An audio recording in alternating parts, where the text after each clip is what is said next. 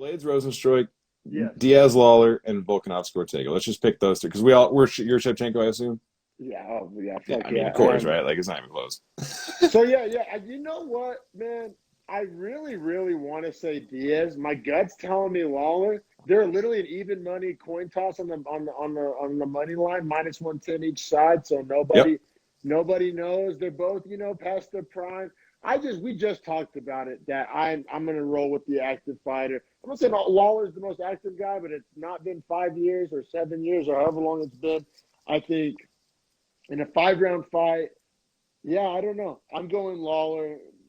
Who knows? That's a crapshoot. All right, we'll split the coin. I'm going to take Diaz because I think Lawler has too many miles on him. Fair enough. I'm not, digging my heels in too deep on that one. What do you like in Rosenstruik Blades? You know what?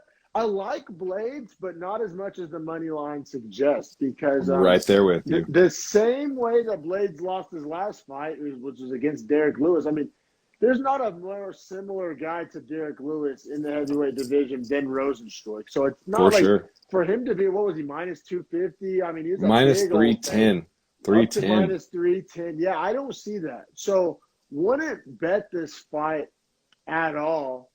I think 10 on Rosenstruik by finish. A couple bucks on Rosenstruik by finish at a plus 500 or whatever that ends up being, or plus 400 probably. I don't. If I'm just picking no money line, just 2 names on a sheet of paper, I'm gonna circle Blades' name. But you bring in that money line, and I'm either not playing this one or placing a 1-unit bet on Rosenstruik by finish just for the high upside. They're giving him plus 360 to finish inside the distance. Yeah, so not bad. That's about that's right. His path to victory, right? It's just like the Derek Lewis numbers they usually are, and so. But just matchup wise, he's a very similar guy to the guy that just beat him. And I don't think it was necessarily a fluky thing for Blades. Like I didn't consider that Lewis knockout of Blades a fluke. No. So, and I think so. Rosenstruik, like the path to victory is there. Now, like I said, Blades. Like I said, without the money line, just circling 2 names. I'm circling Blades, and I think that's what we're doing here. So, what do you think? Yeah, no, I'm lockstep. Every single point that you came with. I think that's exactly how I see it going down as well. Yeah, it'll change fight night. Yeah, true. It's maybe they don't always change as much. A lot of people put their bets in a few days before locking the number they want. The main event has Volkanovski at a -160 and Ortega at a plus 135 as it currently stands. Wow, I think that's gotten a little closer, if I'm not mistaken. I want to say Volkanovski was a little bit bigger of a favorite. I like Volkanovski in this fight, man.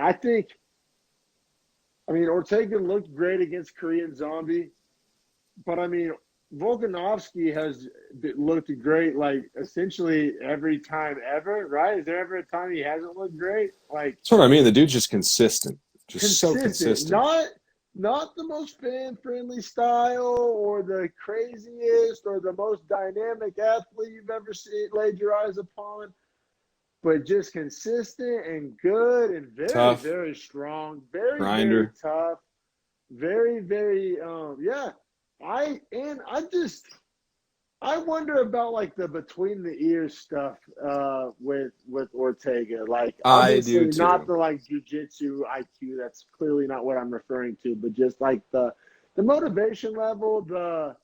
He kind of seems that a little bit of that Ryan Spann-ish kind of indifference of like do I think he eats, sleeps, and jacks off to thinking about winning that belt? Like, I don't think so. Like, you know what I'm saying? Like, I think he's, he's got his little level of celebrity. He's got some money in the bank. He has his, hot girl. He's doing pretty well.